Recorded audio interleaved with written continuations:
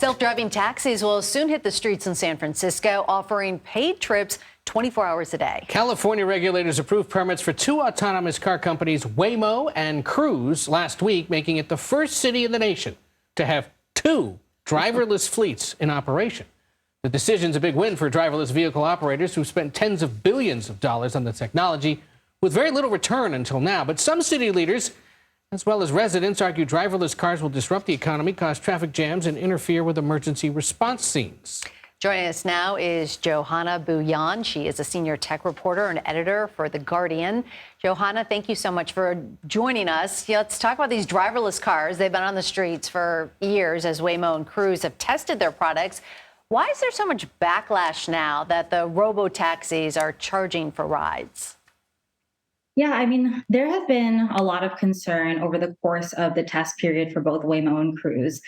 They have only been testing their vehicles in a small pilot, and they are expecting to expand it now. But in that time, when there's just a couple of cars on the road driving without a driver, firefighters, police, and several other city officials have said that these cars have gotten in the way of several emergency situations. And so the root of the concern at this point is that the vehicles are not ready for prime time, as the SF police or a fire chief has said, because they still do not know how to operate in a city where there are emergencies, where there are pedestrians, where there are variables that just did not exist in a test area.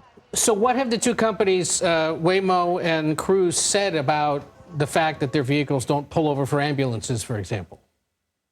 Well, they've, come up with sort of stopgap measures. They said that they've released various safety plans, but city officials are not satisfied. Just a day after the CPUC voted to expand the services, there was a line of Cruise vehicles that were stuck in the North Beach neighborhood of San Francisco.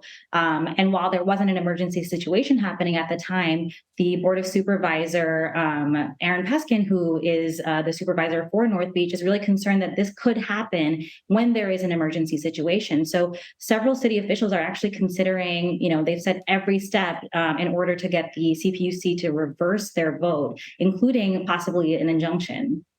And how about labor groups? They're concerned that this is another example of AI replacing jobs, in this case, human taxi cab drivers. Has there been a response to that from the companies or from the regulators? Yes, I mean, there were over 200 people who showed up to this vote last week, and several of them were rideshare drivers who were concerned that, their livelihoods are at stake.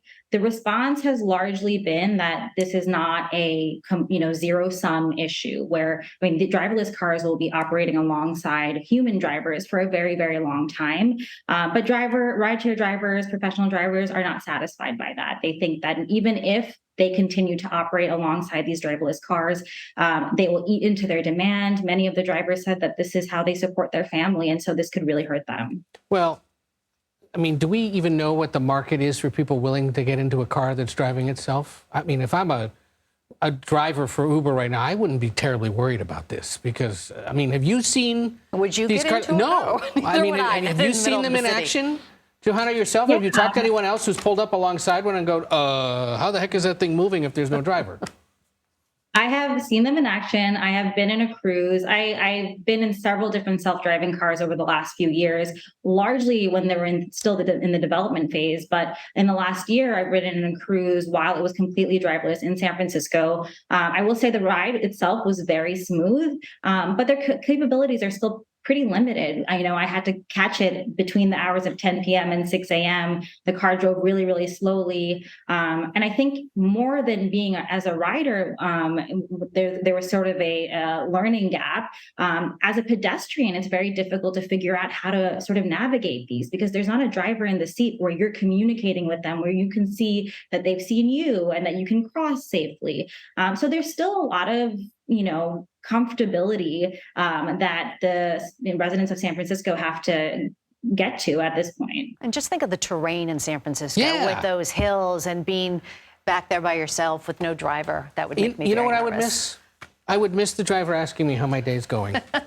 It's just me. Johana, thank you. That was fascinating. And we'll have to check in on how popular these things actually are going forward. But we appreciate your time. Thanks for having me.